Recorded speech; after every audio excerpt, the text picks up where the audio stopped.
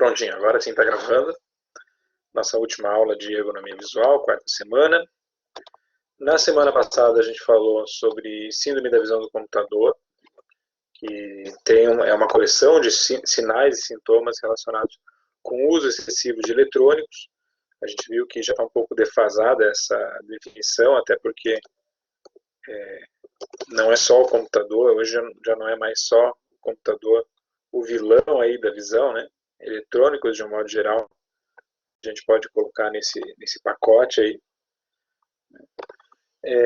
Mas ainda assim faz sentido, né? Tem relação com as questões de ergonomia visual. O fato da gente estar por horas, por 3, 6 horas num dia, às vezes mais, né? Na frente de um computador. E, na verdade, é o que acontece. E o que está acontecendo conosco agora mesmo. Né?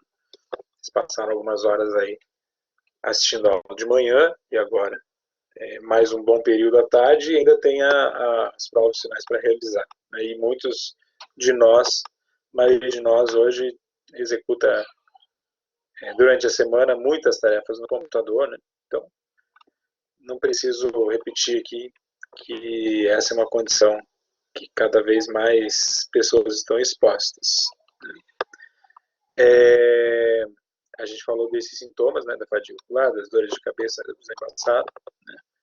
Tem outros sinais e sintomas relacionados com essa síndrome que a gente vai abordar hoje, né? Que é o olho seco, olho irritado, as dores na região da nuca e das costas, né? Então, coluna cervical, a coluna de um modo geral é afetada por isso, né? Tem as questões de postura aí, relacionadas também ao esforço do uso do computador, e a sensibilidade à luz também é um fenômeno que acaba afetando as pessoas que têm uma maior exposição a eletrônicos de modo geral. Adriano, boa tarde, Adriano. Caiu na prova sobre a síndrome. Opa, bacana. Espero que tenha acertado. Ok? Então a gente vai falar sobre isso aí um pouquinho mais hoje.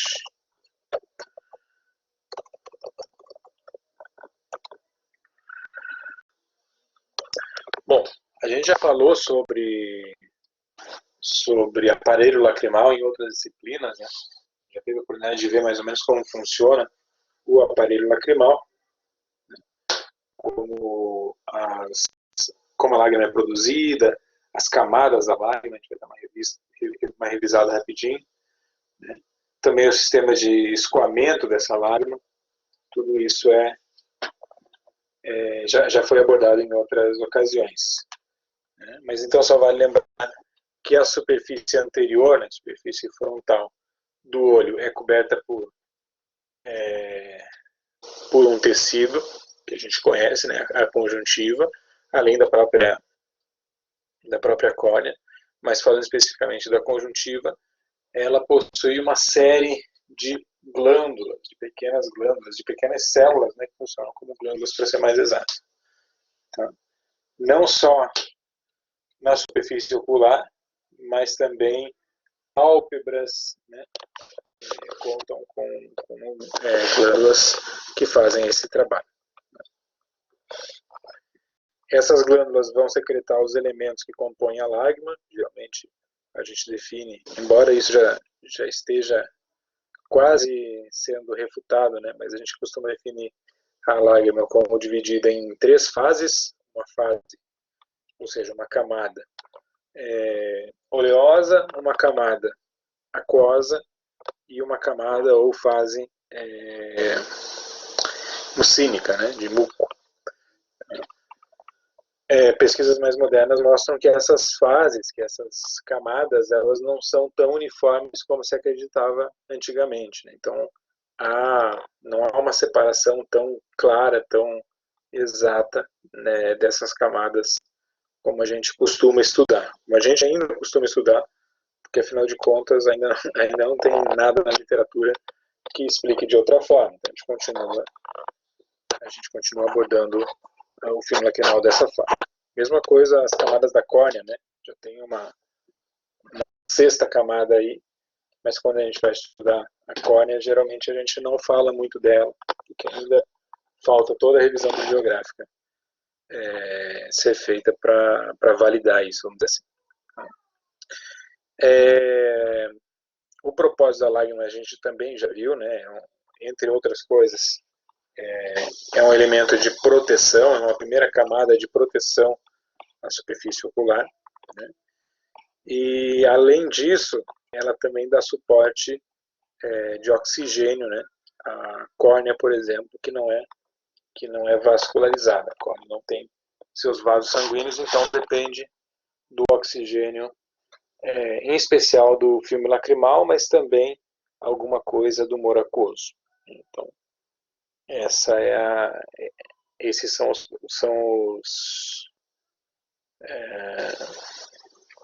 essas são as características importantes da córnea não, do filme lacrimal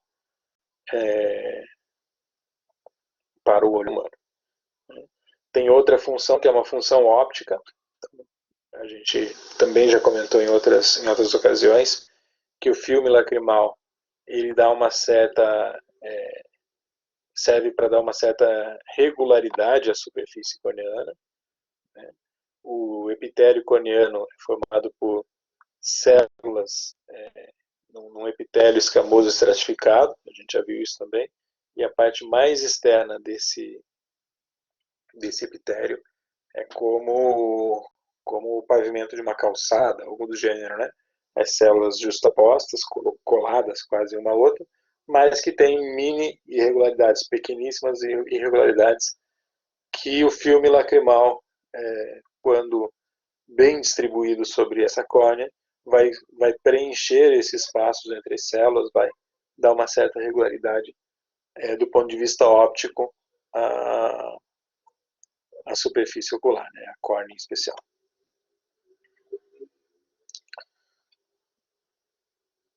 Então tá aí, né? Não tem nada de novo aqui nessa imagem, que a gente conhece.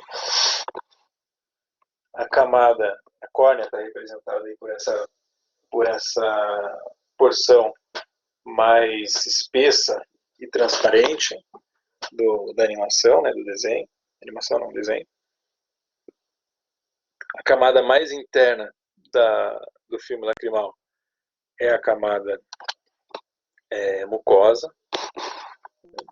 A camada aquosa é a camada intermediária ali no filme lacrimal e é também a mais espessa, e uma camada superficial mais anterior de uma camada lipídica, uma camada de oleosa, né, que vai evitar, entre outras coisas, vai evitar a evaporação do filme lacrimal. Também essa camada lipídica, essa camada oleosa, que vai facilitar o fechamento dos olhos, né, fechar e abrir os olhos, o deslizamento da pálpebra sobre a superfície ocular. Então vai reduzir o atrito, né, vai servir como lubrificante mesmo para as pálpebras em relação à superfície ocular. Aí tem destaque para conjuntiva, né, que recobre a esclera, a gente já conhece. A glândula lacrimal não aparece aqui, a glândula lacrimal principal não aparece aqui a legenda, mas é essa glândula grande, né, mais superior. E nessa imagem a gente vê também que a glândula lacrimal principal, e nessa imagem a gente vê também as glândulas de meibômio, que elas se inserem ali nas pálpebras superior e inferior, dispostas dessa maneira como está na imagem, né? Todas perfiladinhas aqui, quase que paralelas entre si.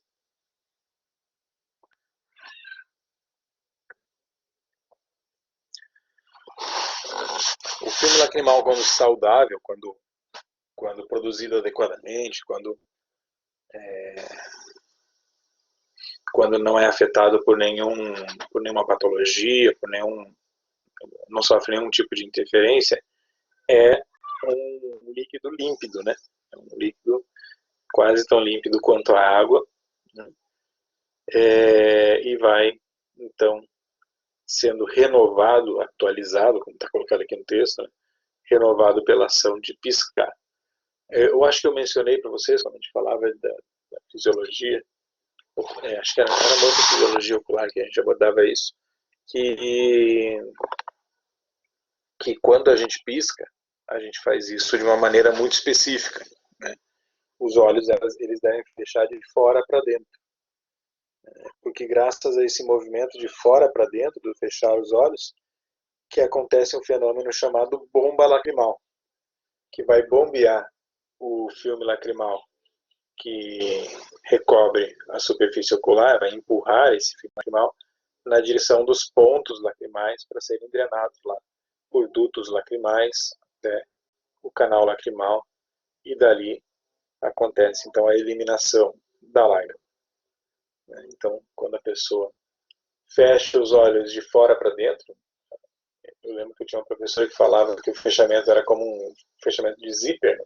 O olho fecha de fora para dentro como um zíper, cada um deles. Aí essa bomba lacrimal ela vai funcionar adequadamente e o filme lacrimal vai ser escoado corretamente. Okay?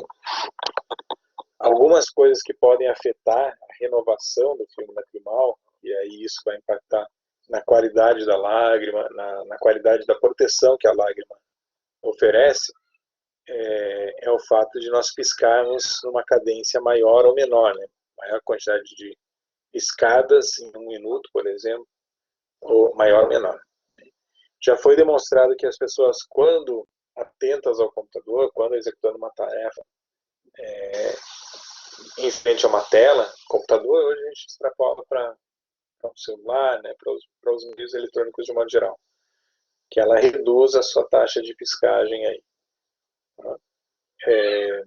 Então, a pessoa na frente do computador ela vai piscar menos. Consequentemente, ela vai sofrer as consequências disso, né? Ela vai sofrer de um olho eventualmente mais seco, vai ter algum tipo de desconforto a médio ou a longo prazo.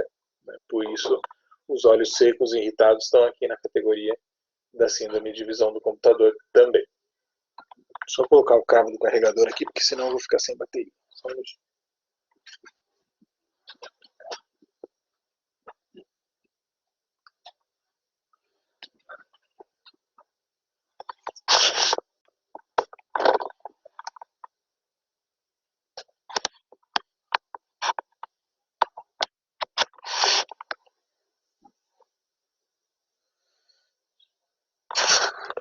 Então, essa taxa de piscagem, né, ou taxa de intermitência, ela foi estudada lá na década de 90, alguns pesquisadores, então aqui, Yagnuma, acho que é isso, né, é um desses pesquisadores, eles avaliaram, né, qual era a taxa de piscagem, qual era a intermitência do ato de piscar em trabalhadores no computador, ou seja, pessoas que executavam suas tarefas no computador. Hoje, talvez medir isso seja um pouco mais difícil, porque pelo menos em ambientes urbanos, né? Porque a maioria das pessoas passa algum tempo na frente do computador, independente da profissão, independente do tipo de trabalho que desenvolve. Opa, alguém ligou o microfone? Quer falar alguma coisa? Ô, Frank, isso aí caiu na prova. A intermitência. Tava? Pô, essa aula tinha que ter sido A antes. caiu. Caiu? Caiu. Aí a pessoa faz Aí, a ó, prova antes de ter aula, aí não ajuda. mas para quem não fez a prova ainda, fica a dica, hein? Pode cair na sua Fica a dica prova. boa. Essa taxa de intermitência, então, foi demonstrado, né, que diminui a frente do computador. Hoje seria mais difícil de medir isso, né? Talvez muito mais pessoas trabalhem na frente do computador, mas imagine um exame desse, né, um trabalho desse sendo feito lá em 1990, quando o número de pessoas que trabalhavam à frente de uma tela de computador era bem menor, né? Então, houve também uma mudança no perfil de lacrimejamento, né? A diminuição do lacrimejamento. Tá? Aí isso pode ser medido, a gente já viu também, né? Em lentes de compasso, vocês já viram. Existem testes de secreção lacrimal, Shimmer 1 e Shimmer 2. Shimmer 1 com uso de anestésico, Shimmer 2 sem uso de anestésico. Também é possível ver a estabilidade do filme lacrimal por meio do tempo de ruptura do filme lacrimal, né? O famoso BUT. São maneiras aí de avaliar a qualidade da lágrima. Olha lá, mais um trabalho a respeito dessa intermitência, de 1991, também lá mais ou menos na mesma época do primeiro trabalho que eu citei, né? Um grupo pequeno, né? 16 indivíduos que trabalhavam lá à frente do computador. A intermitência, a taxa de piscagem, vamos chamar assim, intermitência, ela caiu, né, de 18,4 piscadas por minuto para alguma coisa em torno de 3,6 piscadas por minuto. Então, imagina, durante isso aqui é uma conversa no primeiro valor, né, e o segundo na frente de um computador. Então, se eu estivesse tendo essa aula presencialmente, é provável que vocês piscassem aí 18 vezes em um minuto. 60 segundos dividido por 18 dá, a cada 10 segundos, 3 piscadas, a cada 20 segundos, uma piscada. Que é mais ou menos o tempo de ruptura do filme lacrimal. Se vocês lembram aí, os valores normais, né, dá um pouquinho menos do que isso, para o tempo de ruptura do filme lacrimal. Então, seria uma taxa de piscagem lá, uma taxa de intermitência razoável, normal, dentro dos padrões, né? No computador, como vocês estão aí na frente do computador, prestando muita atenção nos slides, prestando muita atenção no que a gente está falando aqui, esse número de piscadas cai para menos do que 4. Arredondando aqui, mas arredondando com uma margem bem grande, 4 piscadas no minuto. Ao invés de vocês piscarem a cada 3 segundos, não, na verdade 18, eu tenho que fazer essa conta de volta, mas a cada 3 segundos, né? Até é bastante, na verdade. É mais do que os 20 segundos que eu tinha calculado. Vocês vão piscar aí numa taxa, aí sim, né, de 20 segundos. 18, vamos fazer essa conta aqui, que agora eu falei em 20 segundos, mas está errado. 60 dividido por 18 dá quanto? 60 segundos dividido por 18. Dá 3 segundos, dá 3,33 segundos. Bem mais do que o tempo de ruptura. Então, enquanto a gente conversa, a gente pisca muito mais do que quando a gente está dando atenção para um eletrônico, para um computador. Na verdade, então, se pensar assim, aqui não é um intervalo de tempo de ruptura do filme lacrimal, é muito menos do que isso, né? O pessoal vai piscar muito mais vezes. Aqui sim, se eu dividir 60 segundos por 3, vai dar em torno de 20 segundos, então um pouco menos de 20 segundos. Significa que quem está no computador só pisca quando o filme lacrimal realmente se rompe, enquanto quem está numa outra situação, como uma conversa, pisca rotineiramente, né, de forma mais frequente. Pelo menos é o que indica essa pesquisa aqui. Mais uma pesquisa, né, mais ou menos no mesmo sentido, de 93, também fala da taxa de intermitência, agora num grupo maior, 104 funcionários de um escritório. A taxa de intermitência em condições normais era de 22 piscadas por minuto, parecida, né? Anterior era 18, aqui 22, ainda mais piscadas por minuto. Em condições normais, 10 durante a leitura de um livro, ou seja, o simples fato de ler um livro, de dar atenção, né? A atenção que a leitura exige, já diminui a taxa de intermitência bastante. E 7 por minuto na leitura de um texto também, só que esse texto no computador, como vocês estão fazendo agora. Até que nessa pesquisa deu um valor mais tranquilo, né, do que na pesquisa aqui do Patel, de 1991. Essa primeira foi um pouco mais drástica, essa segunda, talvez pelo número maior, né, de pessoas investigadas aí, deu números mais tranquilos, né? Números mais altos para todos os intervalos aí. Também aqui dá para notar que também não faz tanta diferença a leitura de um livro ou o uso do computador. nesse sentido, né? Diminui um bocadinho, mas a queda já é grande simplesmente pelo fato de se trabalhar numa lógica aqui que exige leitura, né? A rotina de trabalho exigindo leitura já é o suficiente para cair essa intermitência pela metade. O que mais? Então, basicamente isso, né, que a taxa de intermitência diminui com o uso do computador. Nas duas pesquisas isso ficou bem visível.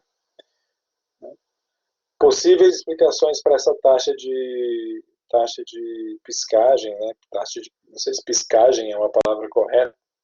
Em inglês tem lá o termo blinking, né? Blink é piscar, blinking é piscagem, piscada, alguma coisa do gênero. Essa taxa, né, de intermitência provavelmente diminui. As explicações são por conta da concentração na tarefa. Quanto mais concentrado alguém está, menos ele vai piscar, né, porque a cada momento que você pisca, você interrompe a visão, ainda que por uma fração de segundos, né? E também os movimentos oculares reduzem, né? Então, uma série de movimentos oculares que a gente faz naturalmente quando está conversando ao ar livre, quando está executando alguma tarefa que não envolve leitura, que não envolve o uso de eletrônico, a gente acaba deixando de fazer esses movimentos quando dá atenção para um texto, como vocês viram, também cai a taxa de intermitência, mas não deu o computador. Né? Então, tanto a leitura de um livro, nesse último estudo que eu mostrei, tanto a leitura do livro como a de um computador diminuem a intermitência.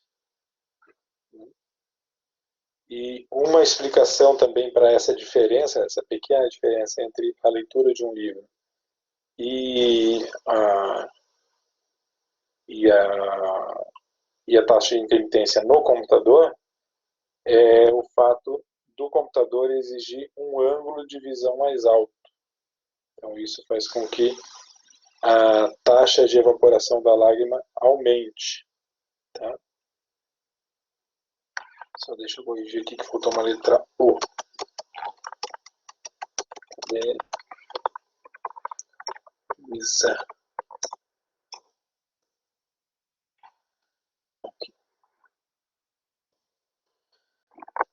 Se bem que essa conclusão última aqui, essa é a que está no trabalho lá, tá? Eu trouxe aqui da maneira como está lá. Para mim ela não faz muito sentido, porque se o ângulo de visão mais alto faz com que a taxa de evaporação da lágrima aumente, teoricamente, a pessoa devia piscar mais e não menos. Né? Em todo caso, está lá no trabalho dessa forma, está lá no artigo dessa forma. Mais uma pesquisa, essa pesquisa mediu o volume, ou melhor, o volume não, a área de superfície ocular exposta durante o trabalho na frente do computador comparada com outras tarefas. Então, essa pesquisa de 93, Subota e Nakamori, imaginem que esse tipo de cálculo se faz com fotografias, com registro de imagens, né? Esse trabalho mostrou que as pessoas expõem cerca de 2 centímetros quadrados, 2,2 centímetros quadrados, enquanto estão fazendo qualquer tarefa que não envolva concentração. Então, estão relaxados. Então, você está aí, de repente, ouvindo o que eu estou falando, mas não está prestando atenção na tela, talvez você esteja expondo 2,2 centímetros quadrados da sua superfície ocular. Ou até menos se você estiver meio sonolento depois do almoço. Né? Mas eu espero que você não esteja dormindo, esteja pelo menos com os olhos abertos aí. Quando a gente lê ao ler um livro, essa exposição ela diminui para 1,2 centímetros quadrados. Então a gente cerra os olhos um bocadinho quando está lendo um livro, por causa do ângulo também em que se faz a leitura de um livro, né? E já no computador isso não acontece. Ao invés de diminuir a exposição da córnea, ela aumenta. Não muita coisa, mas algo minimamente relevante quando a gente executa uma tarefa no computador.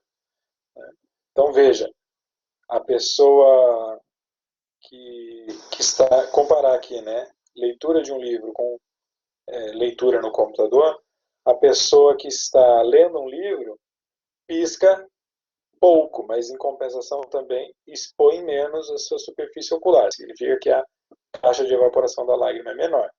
Por outro lado, quem usa o computador expõe a superfície ocular tanto quanto, ou até um pouco mais, do que em situação de relaxamento, e vai piscar ainda menos. Então, o que é mais grave, né? O que é mais sintomático aí? Com certeza, se a gente comparar a leitura de um livro físico e a leitura no computador, ou simplesmente o trabalho no computador, logicamente que aqui você vai ter uma maior evaporação,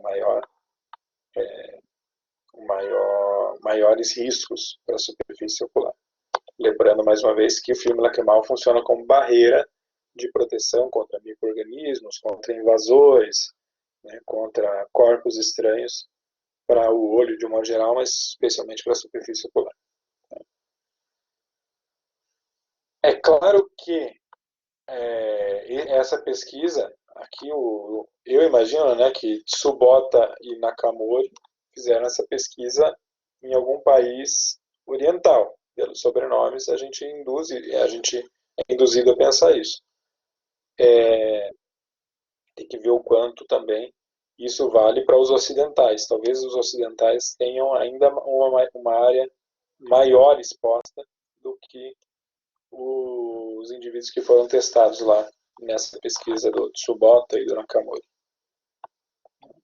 Mas proporcionalmente seria o mesmo. A explicação tem relação com a direção do olhar, né?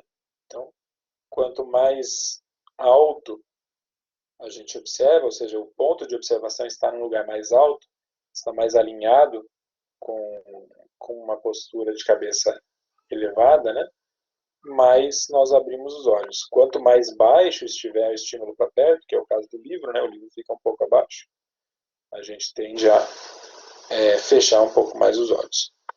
E eu não sei vocês, mas geralmente quando eu falo de multifocal, eu explico para a pessoa que para usar a visão de longe ela tem que olhar com a cabeça levantada, né? Postura ereta.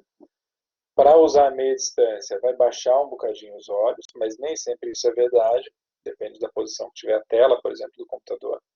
E para fazer uma leitura, vai baixar bem os olhos, o que também não é bem verdade hoje em dia, porque as pessoas usam o celular, às vezes, na mesma posição da tela do computador.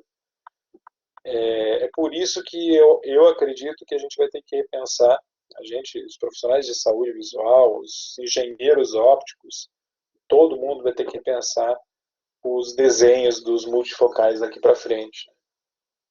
Acho que até já mencionei isso numa outra aula. Não sei se foi para vocês, agora tem outras turmas que eu acabei mencionando isso também.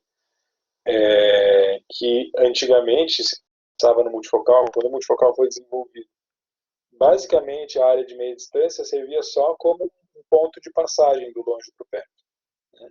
Quando o cidadão lá, Maitenaz, alguma coisa assim, faleceu faz um mês e pouquinho, que é o inventor do multifocal. Quando ele pensou no multifocal, ele só queria que o pai dele não precisasse ter os saltos de imagem ao mudar a posição de leitura de longe para perto, né? A posição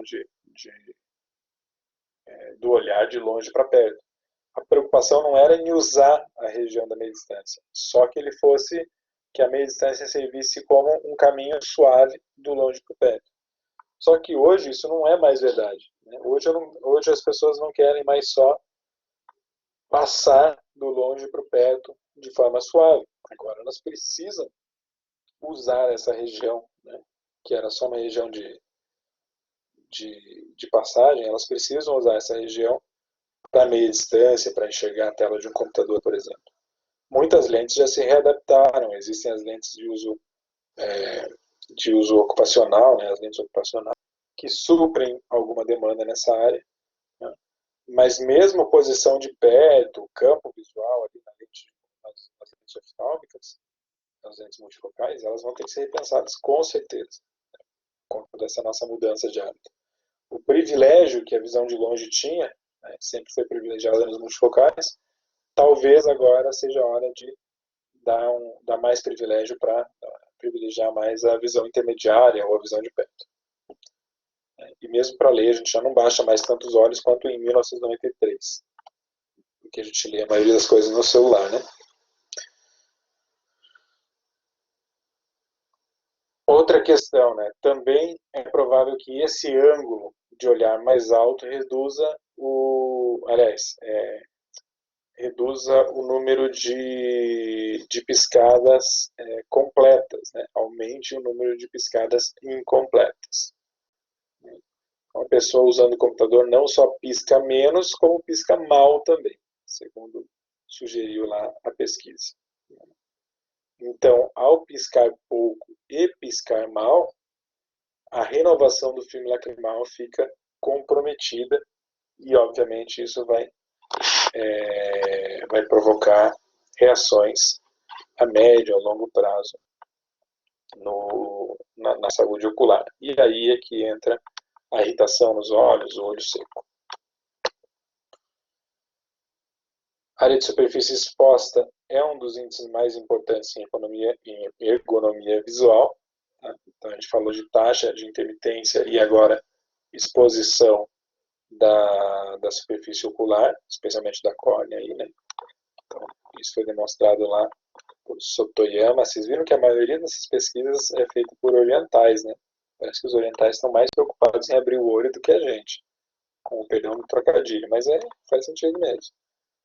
E também, não só por uma questão de fenótica, né? Não só pela questão dos orientais terem olho mais cerrado, e provavelmente não por isso, mas porque nessa época, década de 90, o número de trabalhadores que usava o computador na sua rotina era muito maior no Japão do que, por exemplo, no Brasil. Então faz sentido também esses estudos terem sido feitos em grande número lá.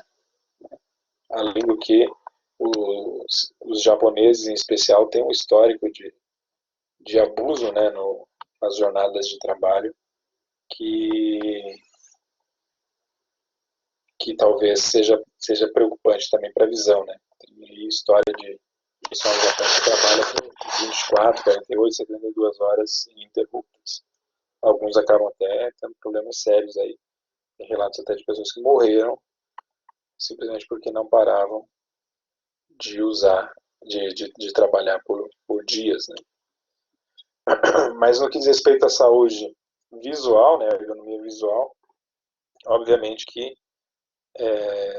quanto maior a área da superfície ocular exposta, quanto menor a taxa de intermitência, menos as pessoas, menos saúde visual, menos saúde ocular as pessoas vão ter, né? mais possibilidade de desenvolver síndrome do uso de computador e uma outra síndrome que está relacionada não só com o uso do computador, mas com o espaço de trabalho como um todo. Tá? Então,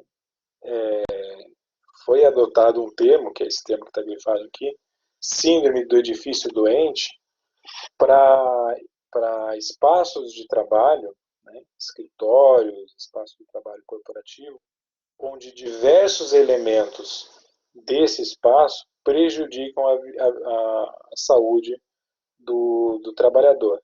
Desde uma má organização ergonômica, né, então móveis inadequados, né, as pessoas trabalhando com posturas incorretas, expostas a riscos ergonômicos dos mais variados, até o fato do ambiente ser, por exemplo, ter a presença lá de como é que chama? Ar-condicionado, coisa que em Curitiba não tem tanto, né? Mas um ar-condicionado que exige suas manutenções mais frequentes, mas geralmente isso não é feito com a frequência que deveria, né? Então, mesmo que haja manutenção preventiva do ar-condicionado frequentemente, o fato da pessoa estar exposta a um ambiente com ar-condicionado durante muitas horas vai impactar falando da nossa área aqui especificamente, né, vai impactar na evaporação da lágrima, né? A eletricidade estática gerada pelos eletrônicos, né, eletrônicos de modo geral, vai atrair poeira, né? Então você vai ter uma exposição à poeira na região próxima do rosto, por exemplo, muito maior nesses espaços, né? Embora essa questão da eletricidade estática tenha diminuído bastante, já que os monitores hoje não geram a mesma estática dos monitores, aqueles de tubo, que a gente tinha mencionado na aula passada, né? Acho que foi na aula passada, foi. Mas, de qualquer maneira, esses pequenos elementos, né, presentes em grandes escritórios, às vezes até em pequenos escritórios, esse ambiente cheio de pequenos riscos para a saúde, mas que são elementos que são comuns e às vezes até passam desapercebidos no ambiente corporativo, no escritório, são os elementos que vão caracterizar a síndrome do edifício doente.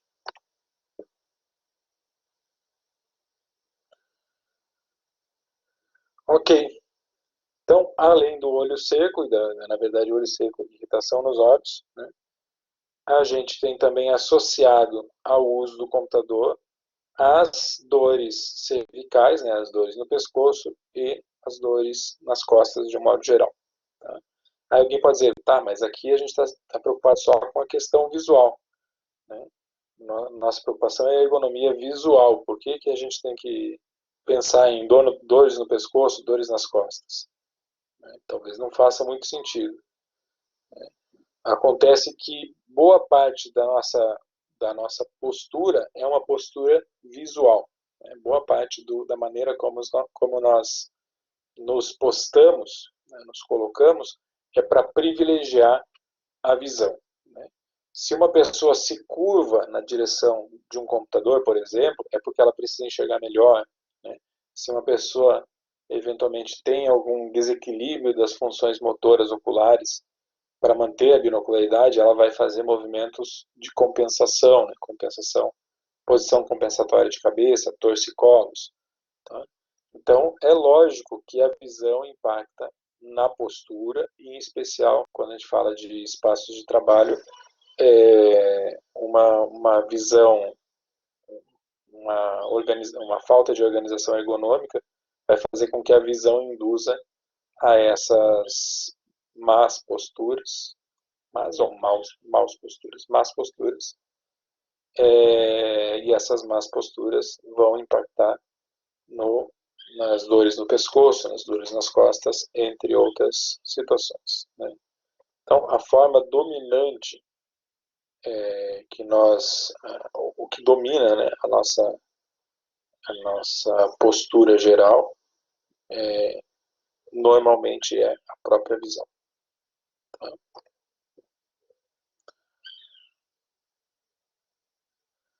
Então, aqui um exemplo, né, talvez já não tão usual. A gente poderia usar outros exemplos agora. O próprio uso do computador poderia ser isso, né?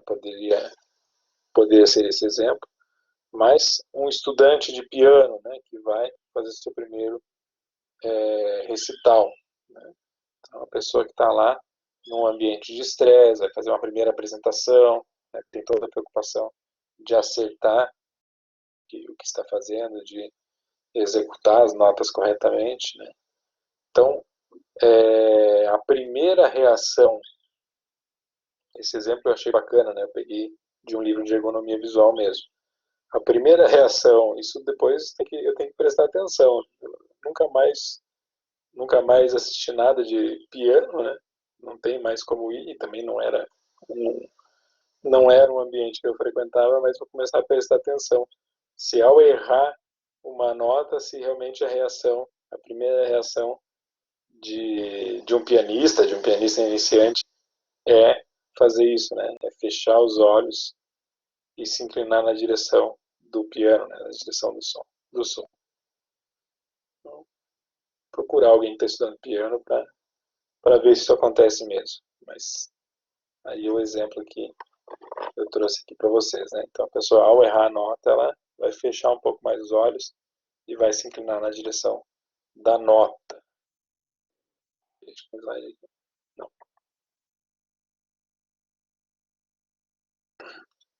E essa situação em que a postura do pianista, né, vai se modificar para que ela tenha uma percepção melhor do som, é chamado de feedback auditivo.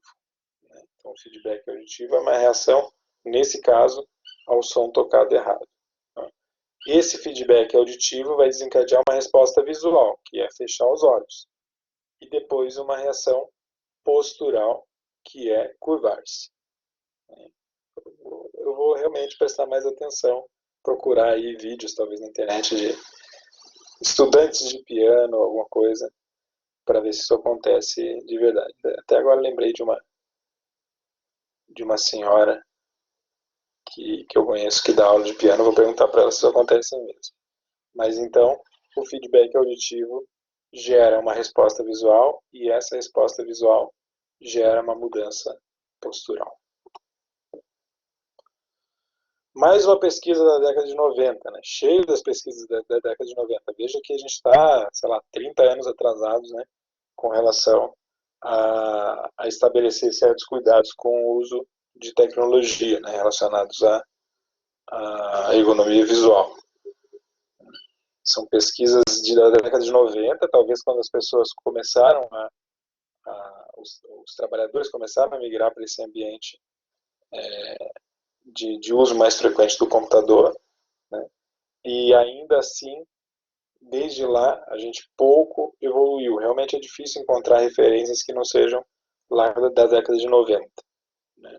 Mas essa pesquisa de Galinsky, entre outros pesquisadores, descobriu que para algumas pessoas, uma exibição visual, alguma coisa que estimulasse a visão, né? Por exemplo, cinema, né? Alguma coisa do gênero, gerava maior fadiga subjetiva, né? A pessoa ficar, por exemplo, assistindo uma aula por 3 horas, num sábado de manhã, num sábado à tarde, por 6 horas, é muito mais cansativo do que uma exibição auditiva, por exemplo, ouvir, sei lá, um noticiário no rádio, ou ouvir essa mesma aula sem prestar atenção nos slides. Né? Segundo essa pesquisa, a exibição visual é mais fatigante, né? Tem uma fadiga subjetiva maior do que uma exibição auditiva. Tá? Subjetiva aqui no caso é porque a pesquisa ela basicamente entrevistava pessoas expostas a exibições visuais e auditivas e perguntava, né, você se sentiu cansado? Não, alguma coisa desse gênero, tinha um questionário para você responder. E as pessoas que foram submetidas a algum tipo de exibição visual reportaram maior fadiga, por isso subjetivo. Isso não significa necessariamente que isso foi comprovado depois com testes de esforço ou alguma coisa do gênero, né? Mas que é uma resposta subjetiva lá. Tá? E aí a comparação é com o ambiente de escritório, né? A pessoa que usa a visão por várias horas num ambiente de escritório, na frente de um computador, eventualmente ela vai ter uma maior fadiga por conta da exibição visual mais frequente. Né? O sistema visual vai ser mais demandado aí.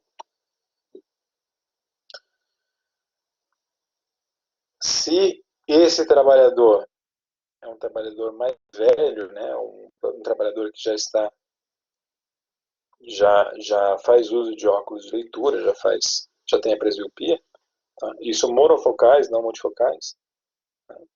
E se esse óculos foi projetado, né, foi calculado ali a correção óptica para uma distância de 40 centímetros, que é a distância padrão, né, ele provavelmente vai ter que se inclinar na direção da tela, porque essa tela costuma estar a 50 ou 60 centímetros de distância. Tá? Essa é uma preocupação grande, essa preocupação tem relação lá com as pesquisas da década de 90. Né? E mesmo assim, quando vocês vêm para a faculdade, quando nós estudamos sobre tomada de acuidade visual de perto, a gente sempre ouve o mesmo. Ó, o padrão para tomada de acuidade visual para perto, o padrão para se prescrever para perto é 40 centímetros. Será que ainda vale esse padrão? Veja, aqui não estou dizendo para vocês que não se deve levar em conta o que é padrão. A gente aprende dessa forma e a gente ensina dessa forma, e até que haja uma revisão desse conceito, esse é o conceito estabelecido. Né? Agora, no dia a dia de vocês, vocês vão perceber que quanto mais vocês se aterem a uma medida fixa e quanto menos vocês se aterem à realidade do paciente, mais vezes a pessoa vai se queixar, por exemplo, que os óculos de perto não servem para o trabalho que ele executa, para o trabalho no computador, eventualmente. Por quê? Porque é o tipo de pessoa que vai precisar se inclinar, vai precisar se curvar, vai precisar trazer a tela mais para próximo de si. Então, assim, não estou dizendo para vocês que isso deve ser um novo padrão, ainda não é. Um dia, quem sabe, será.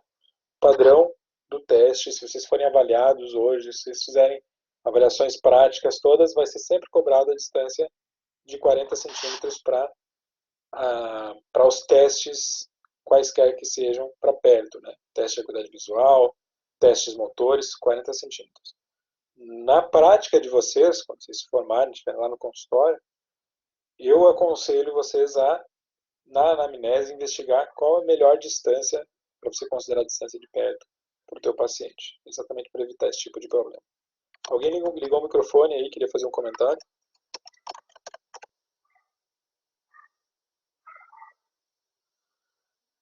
O Luciano fez um comentário que eu nem vi aqui, desculpa, Luciano, agora que eu mudei a tela aqui, já faz 15 minutos que ele comentou e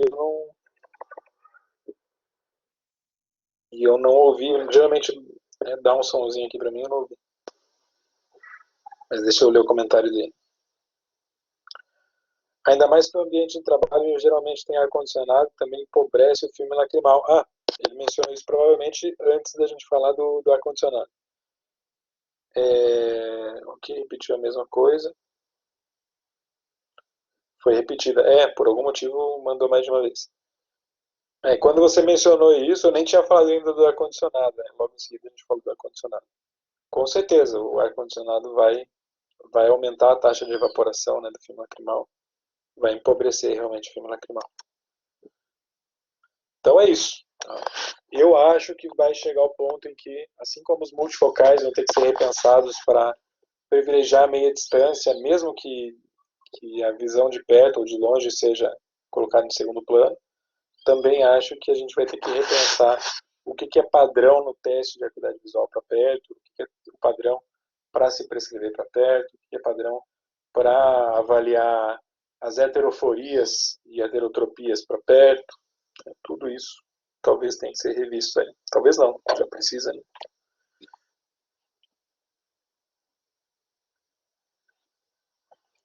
E aqui veja, dados de 93, né? Então ainda muita gente, né, mesmo o trabalhador usando lentes bifocais. Hoje quem usa lente bifocal, de um modo geral, está aposentado, né? Mas enfim, né? A pesquisa diz lá que mesmo o trabalhador que usa lentes bifocais ou lentes progressivas, né, assim, em alguns casos, né, projetadas para ter um campo visual inferior, né, o campo visual para perto relativamente bom, ainda assim ele vai inclinar a cabeça para trás ou para frente para colocar a parte lá da lente na posição adequada para enxergar o computador. Né? Então, se o óculos só para perto faz com que a pessoa incline a cabeça para frente, se incline o corpo todo, não só a cabeça, né, para frente, para enxergar bem, né, as lentes, sejam bifocais ou progressivas, eventualmente o paciente, o usuário, né, vai inclinar a cabeça para trás para buscar esse campo visual de perto. Sendo que né? Ainda mais, hoje menos, mas ainda mais na época da pesquisa, lá em 1993, o campo visual de meia distância era muito, era muito menor, né, do que se tem hoje. Mas ainda hoje você vê, né, usuários de lentes que ficam buscando a melhor posição, isso por 2 horas, vai sobrecarregar a coluna cervical. Há mais ou menos, deve ter sido outubro, novembro, acho que eu mencionei isso numa outra aula, será que eu mencionei? Vou mencionar aqui rapidinho. Eu sempre cito as coisas em uma aula, depois não lembro se foi para uma turma ou para outra. Alguns meses atrás, uma pessoa que trabalha na prefeitura, ela é diretora da regional, como é que chama? Se fosse em outras cidades, eles chamam de subprefeituras. Aqui eles têm outro nome, aqui em Curitiba, acho que é distrito. A cidade é dividida em vários distritos, que agrupam vários bairros, e aí tem sempre uma administração desses distritos, que seriam, em São Paulo eles chamam de subprefeitura, por exemplo. E essa senhora, ela é da subprefeitura, vamos chamar assim, do distrito, da região onde eu atuo, né, onde eu tenho consultório. E ela estava tendo problema, por quê? Foi receitado para ela um multifocal, ela tentou usar, não conseguiu no computador. Ela usava também um óculos só para perto, o óculos só para perto também não funcionava bacana. Aí alguém lá do escritório dela, alguém que trabalhava no staff dela, me conhecia, foi me procurar e pediu uma orientação, né? E agora, o que eu faço? Não serve para longe, não serve multifocal, não serve para perto. Como é que ela vai trabalhar? Você estava pé da vida lá que não conseguia enxergar. E aí eu fui até a regional lá, até o espaço de trabalho dessa diretora, e eu percebi o que ela usava a tela do computador mais alto do que a linha dos olhos, do que a linha de visão. A gente viu isso em ergonomia, né? Então, mesmo se ela usasse uma lente adequada, ela teria que voltar a cabeça um pouco para trás, teria que inclinar a cabeça para trás, né? A distância era alguma coisa em torno de 60, 70 centímetros, então óculos de perto não ia servir, o multifocal menos ainda, né? No fim das contas, o que serviu para ela bacana foi um monofocal, mas com uma potência um pouquinho menor, né? Com uma dioptria um pouquinho menor do que seria para perto. Então teve que calcular especificamente para aquela distância do computador. Ficou bacana, ela começou a usar bem. Ainda assim teve que baixar um pouquinho a tela, né, para a postura ficar legal. Mas precisou se pensar nessa solução aí para ela. E foi legal também que eu conheci lá a administradora da regional. Ela tem ligação, como ela administra a região toda, essa mesma região corresponde ao distrito sanitário, né? Então, sei que quando eu precisar de alguma informação sobre alvará, alguma coisa assim, também tem alguém que conhece o nosso trabalho lá, conhece a optometria, de repente pode facilitar as coisas para a gente. É mais ou menos isso. É mais ou menos essa postura, era mais ou menos essa postura lá que a diretora da regional assumia. Só que era ainda pior, porque esse monitor não era desse tamanho todo, né? Que obviamente a gente não tem, né, no espaço público, telas tão avantajadas assim. E esse monitor ficava ainda mais alto, mas basicamente a postura que ela assumia era essa aqui, com o multifocal, até um pouco mais, tinha que voltar até um pouco mais o pescoço, a cabeça para trás, né? E isso acabava sendo um transtorno para ela. Deixa eu dar uma olhadinha aqui nas mensagens. Às vezes eu esqueço de olhar as mensagens, e se deixa mensagem eu só leio depois de algumas horas. Então, a pessoa trabalhando no computador e ao mesmo tempo, isso é cada vez mais raro, né? Mas imagine alguém trabalhando no computador e ao mesmo tempo consultando um documento impresso, né? Hoje em dia recebe tudo por e-mail, olha tudo na tela, mas ainda assim às vezes tem que transcrever alguma coisa ou consultar, comparar algo que está físico ali impresso com algo que está no computador, né? Então, com frequência essa pessoa tem que fazer movimentos de cabeça para direcionar o olhar, né, para o computador e depois para a tela do computador e depois para o documento físico, novamente para a tela. Então, a todo momento fazendo essa troca. Obviamente, ela vai ter, depois de algum tempo, não precisa ser no mesmo dia, né, mas a médio e a longo prazo aí, algum tipo de comprometimento da postura, eventualmente as dores na coluna cervical vão aparecer também.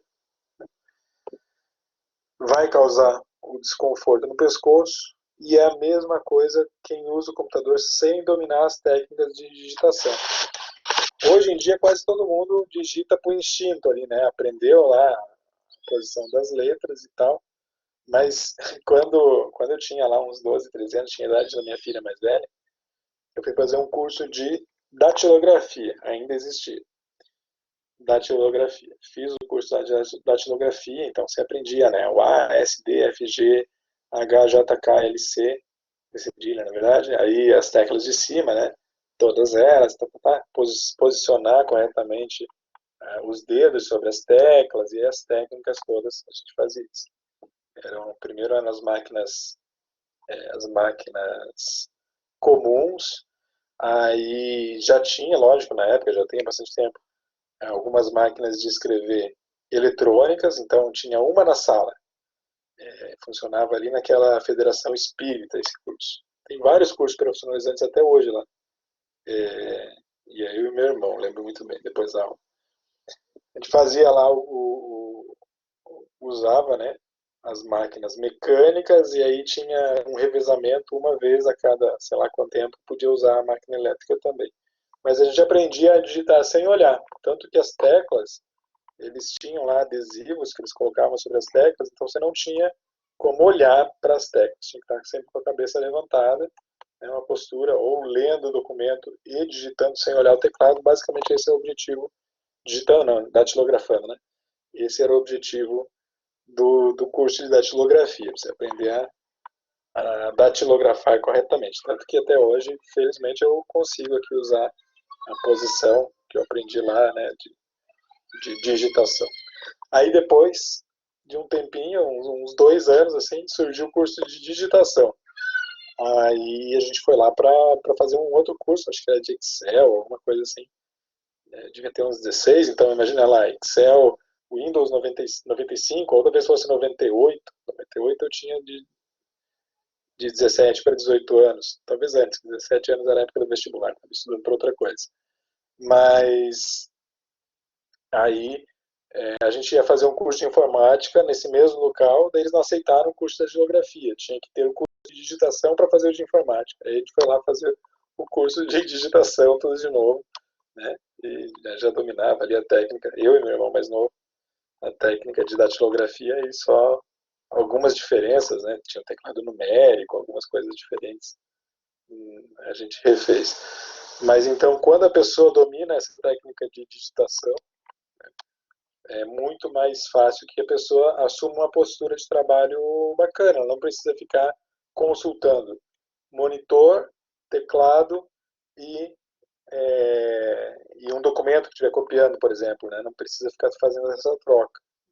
Ainda assim, se a pessoa estiver consultando o documento e a tela, já é o suficiente para haver um esforço inadequado sobre a coluna cervical. Agora, muito pior, lógico, se a pessoa tiver que ficar debruçada sobre o teclado, né? Igual quem lembra lá do Snoopy, tinha o menino que tocava piano, como é que era o nome? Schroeder, que ele quase colava o nariz no teclado do pianinho lá, né? E hoje em dia as pessoas hoje já não tem mais essa preocupação, né, de aprender a digitar. Minha filha aprendeu sozinha, sei lá como, ela usa ali de forma intuitiva, né? Acho que está cada vez mais natural isso, não precisa mais de curso para essas coisas. Mas, quando eu tinha a idade dela, tinha um curso. Escola Profissional Maria Ruth Junqueira, esse é o nome. Ali é a Federação Espírita do Paraná, ali no centro. Não lembro o nome da rua, mas bem próximo ali da Tiradentes.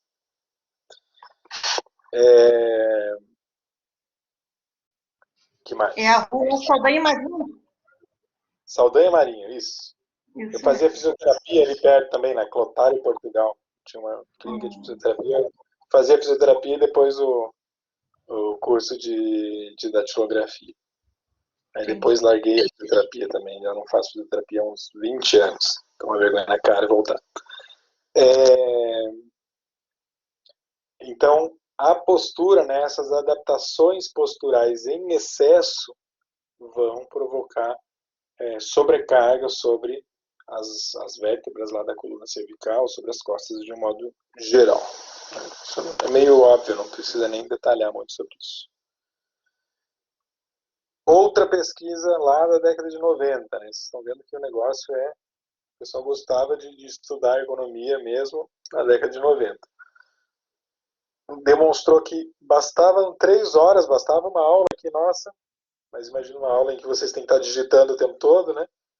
Para que a pessoa se queixe de fadiga nos olhos, que seria a astenopia, né? Fadiga dos olhos, também dores de cabeça, dores no pescoço e na região superior das costas. Né? Então, postura inadequada e fadiga visual. 3 horinhas só. Claudinane conheceu lá então a escola também? Lembro que na época tinha curso de tudo, tinha curso de padeiro, tinha curso de cabeleireiro. Não, professor, só de passar na frente mesmo, eu sabia que tinha os cursos, tudo, mas acabei não frequentando, não, mas é bem conhecido. Ainda existe. Existe, acho que sim. Meu cunhado fez um curso, acho que de alfaiate lá também. Tinha, de costura, né? Inclusive, ele hoje ele costura profissionalmente. Agora se conseguiu uma vaga, acho que em Apucarana, acho que na UTFPR, para um curso de engenharia de moda, bem bacana. Estava falando com ele agora, ontem. Tá para se mudar para lá fazer o curso. Eu trabalhava ali na região central, ali no edifício Asa, daí sempre estava andando para lá e para cá, né? Daí ali era bem conhecido e próximo também, né? Aham. Não, ali é bem pertinho do edifício Asa, bem pertinho da Boca Maldita, ali é tudo bem pertinho. Mais uma pesquisa, né? Também na década de 90. Farbeck e Chapman descobriram lá que havia uma maior área de reclamação com relação a dores nas costas, dores leves nas costas, entre usuários pesados de computador. Não é a pessoa que é pesada, né? É o fato de usar muito o computador. Né? Que o usuário pesado, o termo está sendo usado para definir alguém que usa em excesso o computador. Que hoje em dia é todo mundo, né? Um usuário pesado da década de 90 é o adolescente dos anos 2020 tendo aula online todo dia. Ou mesmo antes da pandemia, ainda assim era muito comum as pessoas passarem horas na frente do computador, né? E a principal razão para isso, veja, está falando dos problemas, não está falando da solução, né? Mas a solução para isso, a principal razão para isso, então a solução seria resolver esse problema, é a configuração da estação de trabalho, o espaço de trabalho do cara que usa o computador, né? Por exemplo, estou dando aula online, mas eu não tenho aqui um escritório em casa com uma cadeira adequada, eu uso a mesa da sala para dar aula para vocês. Ou às vezes estou aqui no quarto, igual estou agora, né? Não é exatamente um espaço adequado. Bom, mas aqui o nosso caso é um caso particular, né? Um caso de momento. Agora imagine alguém que desenvolve um trabalho por anos ou por um longo período de tempo e que mesmo no seu ambiente lá de trabalho presencial não tem uma estação de trabalho bem configurada. Muito mais complicado, né? Posição da cadeira, altura da mesa, distância da tela do computador, todos os outros detalhes que a gente já mencionou em outras aulas aí.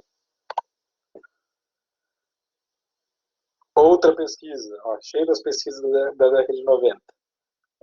Falou, essa pesquisa ela demonstrou que o excesso de trabalho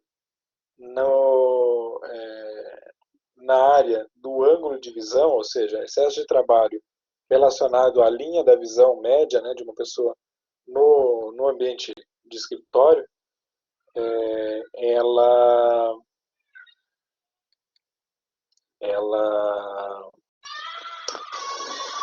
essa pesquisa ela levou em conta, né, a quantidade de trabalho que se executa, né, nesse nível dos olhos, nessa linha média dos olhos, né, e que, de um modo geral, as pessoas se queixavam que estavam sentadas mais alto do que a linha, ou seja, as pessoas tinham que se curvar com muita frequência para conseguir executar as tarefas. Então está aqui o computador, está aqui de repente uma agenda, alguma coisa do gênero, né? Sempre numa posição um pouco inferior, então a pessoa tinha que se curvar com muita frequência para realizar a maior parte das tarefas. E obviamente isso vai dar lá as dores no pescoço, dores nas costas. Vamos lá. Luciano, mais uma vez. Tive um concerto de São Paulo naqueles cursos de semana, se chamava Celso. Agora ele é professor da Cruzeiro, em São Paulo. Ele mostrou uma foto de um óculos Ultex, montado em uma película de perto e invertido para cima. Se usava isso até para piloto de avião. Tem um painel na parte superior. E a gente riu porque estava de ponta cabeça, não estava, né? Mas ele mostrou outra foto e a pessoa estava usando estava mostrando um senhor que trabalha na biblioteca. Olhar os títulos nas prateleiras em cima. Na biblioteca, nunca tinha pensado nessa aplicação. Em cima facilitava para ele. Ainda mais quando ele está em cima da escada, quase quebrava o pescoço. O optometrista atuando já há tempos. Então, olha só. Se eu entendi bem, ele tinha um segmento para perto, né, uma adição na parte superior da lente, e aí ele não precisava curvar tanto a cabeça, né? Imagina, para enxergar de perto um título de um livro em cima de uma escada e esse livro ainda mais alto, a pessoa tinha que inclinar a cabeça para encontrar o livro, posicionando os olhos na linha da visão de longe, e se quisesse ler o título, provavelmente tinha que inclinar ainda mais. Daqui a pouco o cara caía da escada.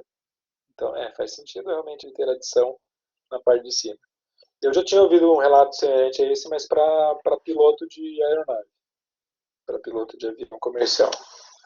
Mais ou menos a mesma ideia, né? Ele tinha lá certos painéis que ele tinha que controlar, que ficavam acima da linha da visão, e aí esse tipo de bifocal é interessante. Teoricamente daria para fazer isso com multifocais, né? Mas imagina o trabalho que daria para organizar isso no multifocal. Com as lentes freeform.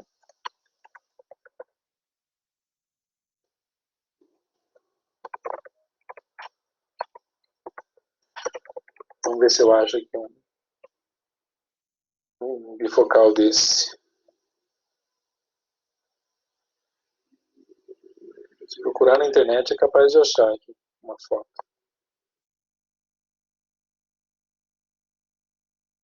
Deixa eu ver se essa imagem aqui. Bom, depois eu procuro também, não vem ao caso.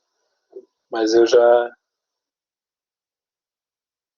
havia visto isso mesmo, essa adaptação. E é uma adaptação ergonômica, né?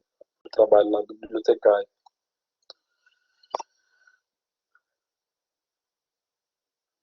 Então, outra pesquisa, né, agora de 91, mostrou que uma posição normal, ereta, sem um alvo visual, ou seja, simplesmente bem sentado, né, numa posição ereta aqui que eu menciono, que eu coloquei aqui, não é em pé necessariamente, né, mas é bem sentado na cadeira, com as costas bem alinhadas, alguma coisa do gênero.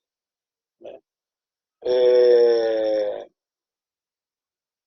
Nessa situação, a cabeça e o pescoço se inclinam à frente do corpo em torno de 13 graus.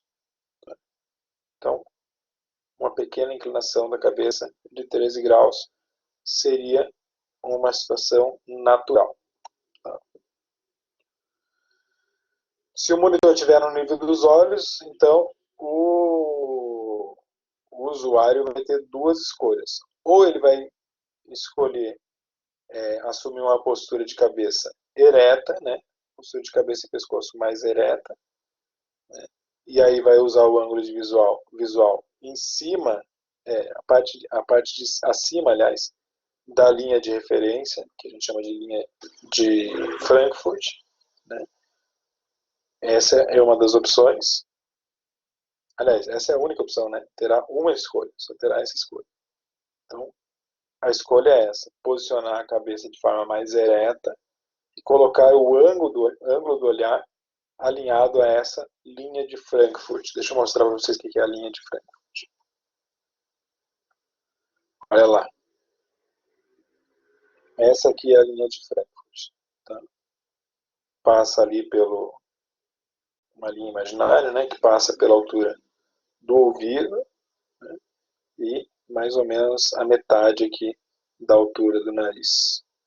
Essa é a linha de Frankfurt. Tá? Então é isso. Se o monitor estiver na posição do nível dos olhos, a pessoa vai assumir essa postura, né? Vai manter o ângulo de olhar acima dessa linha de Frankfurt. Aqui é a situação ideal. Os olhos estão acima da linha. Isso é bom. Isso é o adequado. O que não é adequado? Então aqui é a mesma coisa, né? Linha do olhar, linha média da orelha, linha de Frankfurt.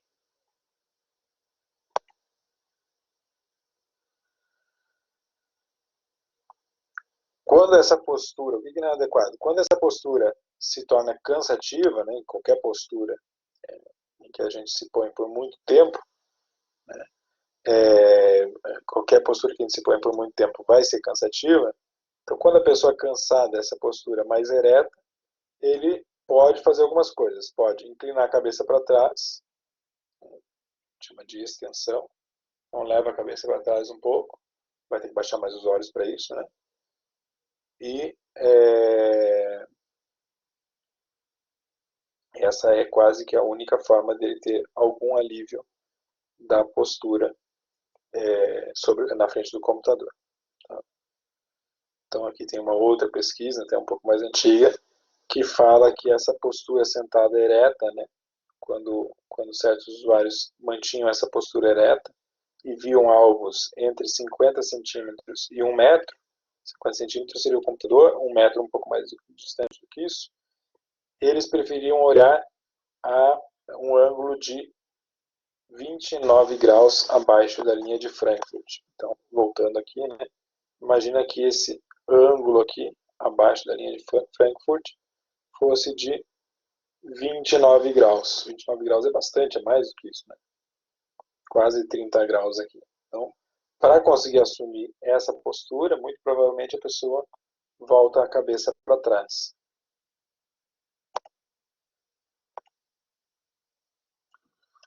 Outra postura alternativa, né, seria o usuário com monitores no nível dos olhos fazerem um movimento para frente, tá? Colocarem a cabeça para frente, a posição anterior da cabeça, voltarem a cabeça para frente. Tá? A cabeça permanece ereta enquanto se projeta para frente do tronco. Então, não é inclinar a cabeça, é como se você esticasse o pescoço para frente. Tá? Levantando a cabeça para uma posição mais próxima do computador. Então, imagina, a pessoa está cansada lá da posição ereta, ou ela descansa dessa posição, relaxando a musculatura do pescoço, e aí leva a cabeça um pouco para trás, ou faz o contrário, né? Estica o pescoço para frente, leva a cabeça para frente, sem inclinar, sem mudar o ângulo de visão. essa postura anterior de cabeça é uma tentativa que não é muito bacana, não é muito útil. Né? Por quê?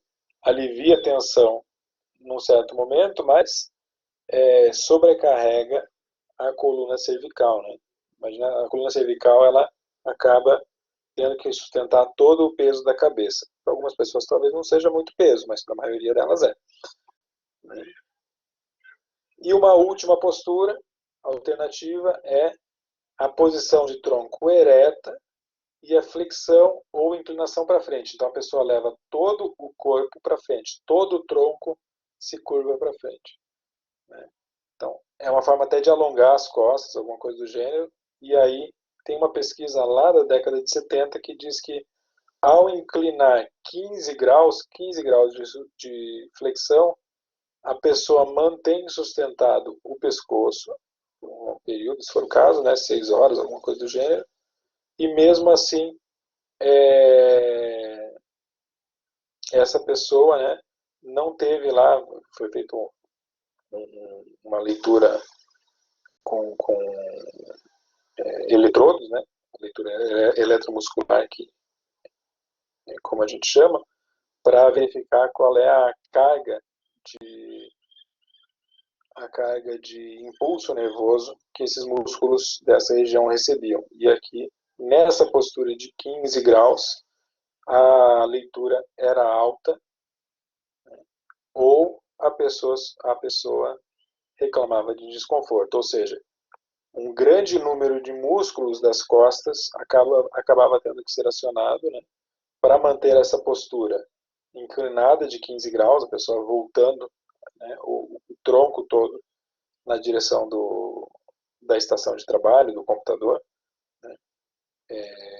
Isso tudo sobrecarrega musculatura, tanto subjetivamente, ou seja, tanto de forma a pessoa chegar a se queixar de desconforto, como objetivamente se verificou, né, por meio de eletro, que essa musculatura realmente acabava sendo mais demandada, sendo mais exigida.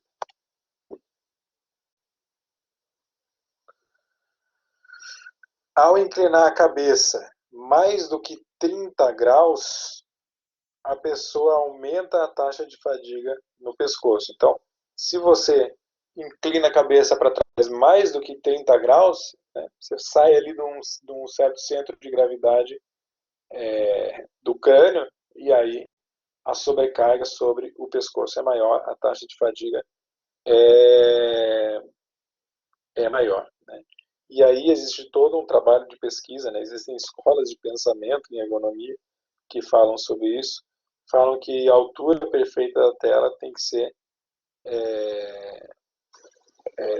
uma ou tem que ser outra, né? De acordo com as teorias de apoio ou de sustentação da cabeça, né? Mas com certeza sempre alguma coisa inferior a 30 graus aí de ângulo do pescoço.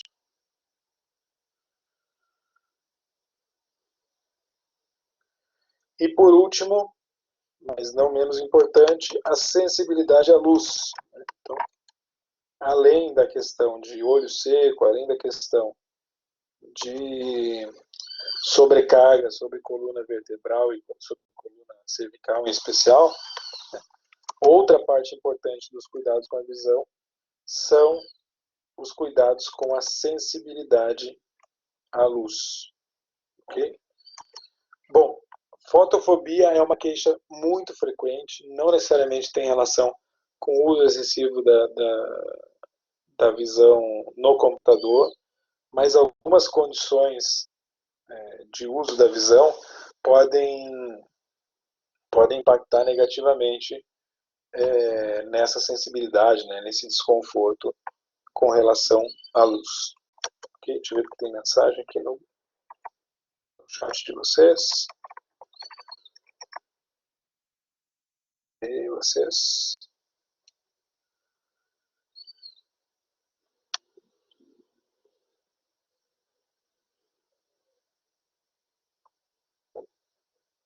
Não tem só o Jaime ali aplaudindo o trabalho do outro optometrista, não. Não, mandou agora.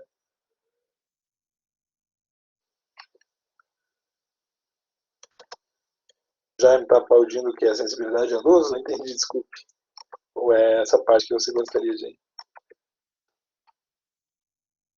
Então é isso. Né? A sensibilidade à luz é outro fator de risco que envolve as questões de ergonomia visual. Tá? E controlar a quantidade de luz que incide sobre os olhos, sobre a retina, né? Tem a sua importância também quando a gente fala de ergonomia visual.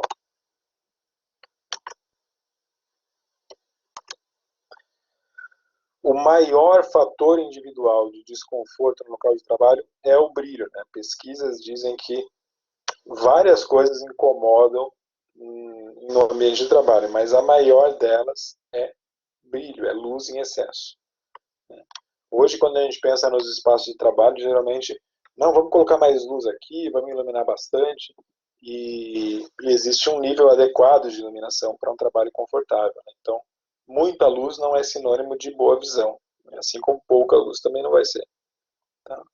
Então, o brilho acaba sendo aí o principal fator individual, isolado, né, de desconforto no ambiente de trabalho. A gente pode falar, então, de duas categorias de brilho. O brilho desconfortável e o brilho que para esse autor que eu estou usando como base, chamou de brilho reflexivo. Então, vamos ver a diferença entre os dois. Esse aqui é o brilho reflexivo. A gente já conhece ele, né? Então, esse tipo de brilho ele interfere nas condições de ergonomia em ambiente de trabalho. Né? Não só o brilho na superfície da lente, mas imagine esse brilho, por exemplo, mais uma vez usando o computador como exemplo, né? Na tela do computador, ou esse brilho, vamos pensar no ambiente de sala de aula, né? Esse tipo de reflexo, de brilho reflexivo na superfície de um quadro negro, né? Tudo isso vai impactar, obviamente, no desempenho da pessoa no ambiente de trabalho, obviamente vai impactar no conforto que a pessoa tem no ambiente de trabalho. Então, esse é o brilho reflexivo. E esse aqui é o brilho desconfortável. Lembra que lá, numa das primeiras aulas, se não foi a primeira, de ergonomia visual, a gente mostrou alguns ambientes de trabalho e eu dizia o que está bom, o que está ruim. E aí tinha um que tinha janelas bem amplas, com muita luz, e aí computadores logo próximos da janela, né? O que a maioria de vocês imaginou? Olha, aquela pessoa que trabalha no computador, na frente de uma janela, exposto a uma janela gigantesca, vai ter desconforto. E vai mesmo, né? O brilho desconfortável tem a ver tanto com brilho em excesso em ambiente mais escuro, e isso é fácil de se verificar hoje, né? O pessoal deita na cama de noite, na hora de dormir, pega o celular. Não consegue usar o celular porque o brilho está num nível muito alto, tem que baixar lá o brilho do celular. Eu mesmo faço isso todo dia, né? Aí chega de manhã é o contrário. O ambiente externo está muito iluminado e a tela está com a iluminação lá embaixo. Você não consegue também enxergar adequadamente. Né? Então, o brilho desconfortável é isso. É um brilho, é uma quantidade de luz tão grande, né? É uma luminância tão grande que ofusca os objetos e o ambiente de trabalho e é fatigante também. Ué, não mudou? Ah, aqui ficou pior, né? Eu consegui piorar ainda. Claro que aqui é um efeito de imagem, né? Mas imagine um ambiente assim, que na minha opinião já está bastante iluminado, talvez até demais, né? Numa situação em que, por algum motivo, por causa do sol, por causa da iluminação artificial, esse brilho aumenta ainda mais, numa situação mais ou menos como essa, né? Então, o brilho desconfortável é isso.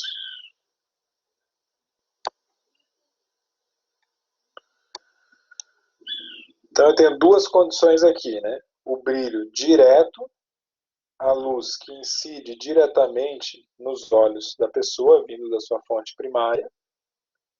A imagem aqui não tem uma resolução muito boa, mas enfim, então dá para entender, né? E eu tenho também o brilho indireto, que é aquele que é o reflexo. basicamente o reflexo, né? Então, o brilho desconfortável é o brilho direto e o brilho reflexivo é esse indireto que a gente está vendo aqui. São duas formas de dizer a mesma coisa. Tá? A ideia aqui, a partir de agora, é discutir a diferença entre o brilho desconfortável, né, porque esse brilho desconfortável vai causar uma sensibilidade maior à luz, né, então a ideia aqui é tratar disso, né, e esse brilho desconfortável, ele se dá, né, é causado em geral por uma grande disparidade no brilho no campo de visão. Então, aquela situação que eu acabei de mencionar, né? A pessoa está dos dois, ou está num ambiente muito escuro, com a tela muito iluminada, né? Ou ao contrário, num ambiente muito claro, a ponto de a luz do ambiente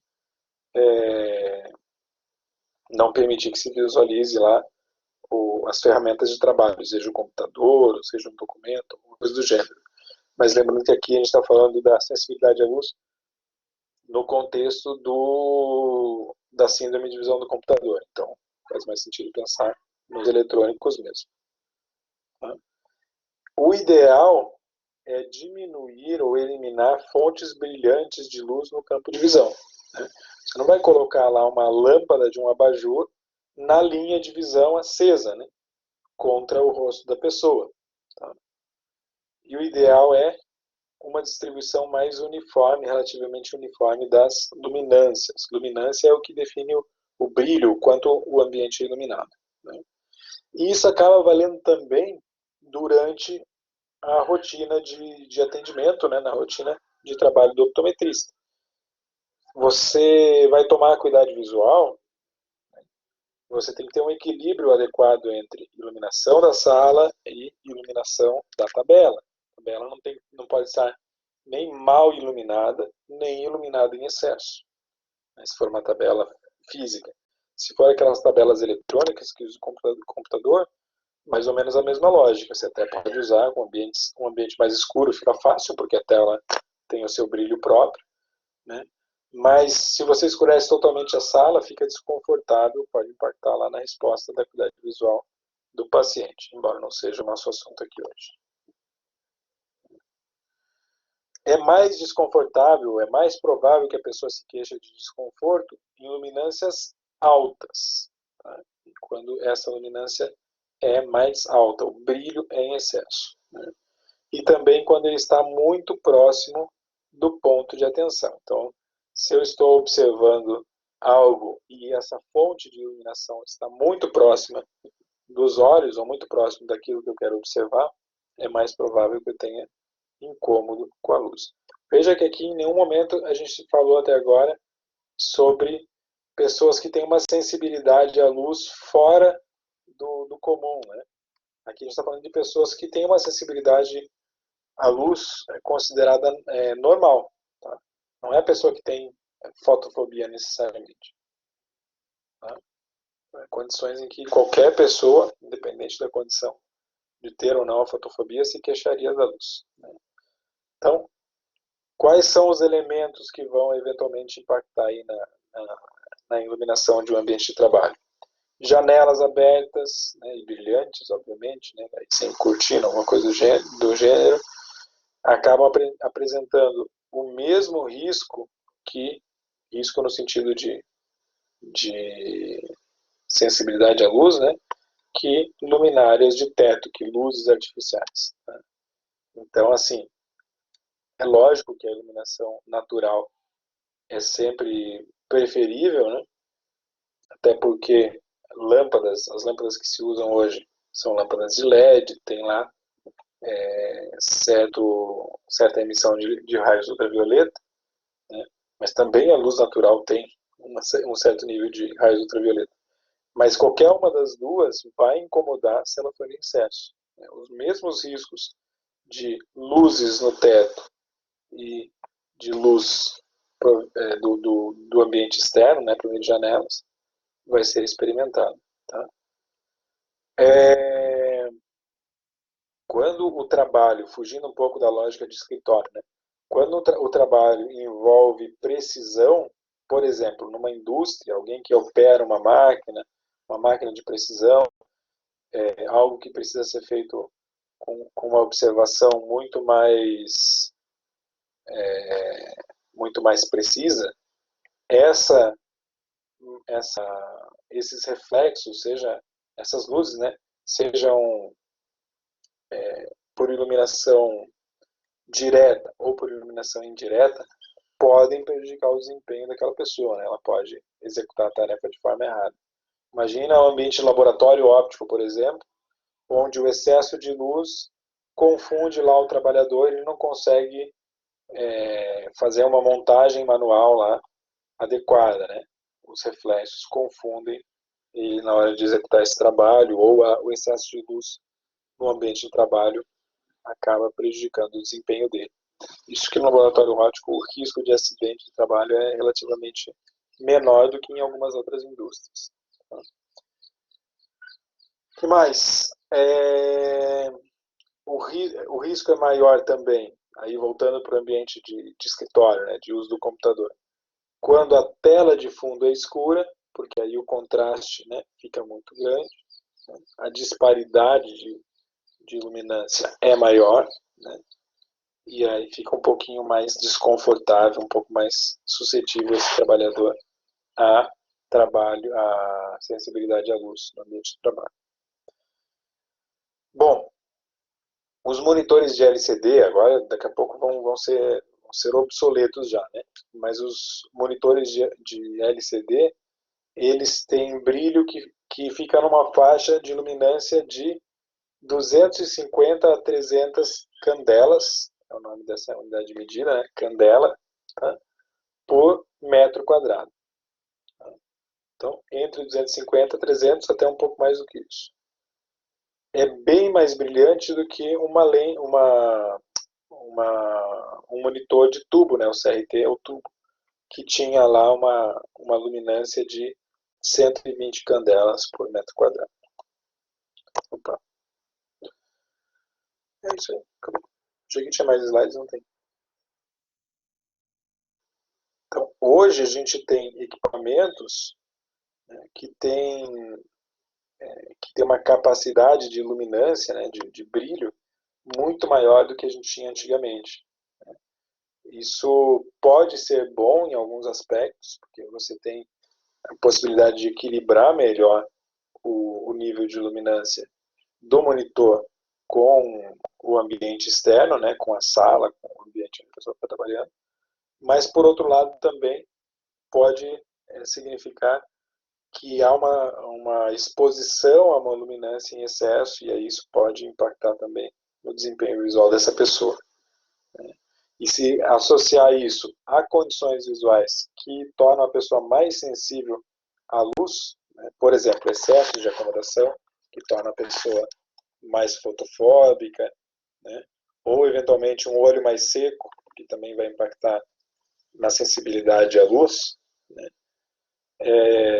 você pode ter situações muito mais desconfortáveis hoje, usando equipamentos mais modernos, né, uma tela de LCD, do que se tinha lá na década de 90, onde a maioria desses trabalhos que a gente viu, hoje eles foram desenvolvidos. Beleza, gente? Então é isso, tá? De ergonomia visual. Esse é a nossa contribuição aí. Espero que tenha sido útil para vocês. Já vi que tem algumas coisas que a gente mencionou aqui que caíram já na prova, né? Diga lá. Só estamos diminuindo, fechamos mais um semestre, só falta mais 2, Frank. Mais 2, e vão ser 2 só de prática, né, gente? Estão precisando. Torcer para as coisas ficarem bem, para a gente ter prática, 1 ano de prática aí que sair em prática. Isso aí, seria top. Mas vamos que vamos. Semana que vem eu me vacino já, provavelmente segunda ou terça-feira. Aí eu já fico mais tranquilo para dar aula presencial também. Eu já tomei as 2 doses, Frank. Já tomou, já? Eu ainda não tomei. Já, Levei a carteirinha de optometrista aqui na área da saúde aqui, eles já vacinaram. Aqui Curitiba tem umas regrinhas meio diferentes e tal, daí a gente até levou assim uma lista de optometristas para a Secretaria de Saúde e tal, mas não chamaram ninguém. Só que agora estão vacinando pessoas com deficiência sem comorbidades, né? Não precisa ser aposentado por invalidez, nem nada do gênero. E tá já nos 30 anos, então já tá na minha vez, estou com 40 já. Só que eu tenho que arrumar uma declaração, porque eu não faço acompanhamento por conta da paralisia cerebral. Aqui o pessoal tá até com pressão alta aqui, o pessoal já está sendo vacinado. Oh, mas isso é bom, tem que ser assim. Tem que vacinar o quanto antes todo mundo. Isso aí. Que bom. Espero que nesse um mês de férias dê tempo de vacinar todos vocês aí, mesmo os mais jovens.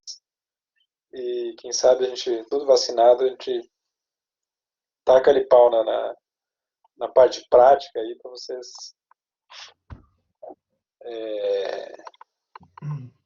vocês saírem craques realmente. Ok? Ó, diz o Rodrigo que Coronavac morre. Não morre não, gente. É a que mais vacina. Se for para morrer, já era para estar morto, Rodrigo. Já tomei. Pfizer. Se for a Pfizer. Só se for a Pfizer. Não, eu tomo qualquer uma. A que tiver aí a gente toma. E realmente parece que tem uma das vacinas, não vou lembrar qual, que tem risco para pessoas com mais de 80 anos, mas não é a gente, né, gente? A gente está numa faixa aí que é seguro tomar a vacina. Tá bom? E é muito melhor do que pegar o vírus, com certeza. O risco é muito menor. Bom, vou encerrar então a gravação. Gente, tem alguma outra coisa que vocês gostariam de mencionar aqui, ou de questionar, para a gente encerrar? Não, obrigado, Franklin, pela aula aí, obrigado por... Opa, semana que vem estamos juntos de novo. Beleza, tamo junto aí. Beleza? Boa sorte nas provas. Estudem o que der para estudar. Agora não dá mais tempo de estudar, né? Agora descansa um pouquinho, vai lá, faz a prova e depois é só descansar. Alguns já fizeram, então beleza. Beleza, gente, estou interrompendo a gravação e aí mando o material para vocês como de costume, tá bom? Mais tarde, não agora.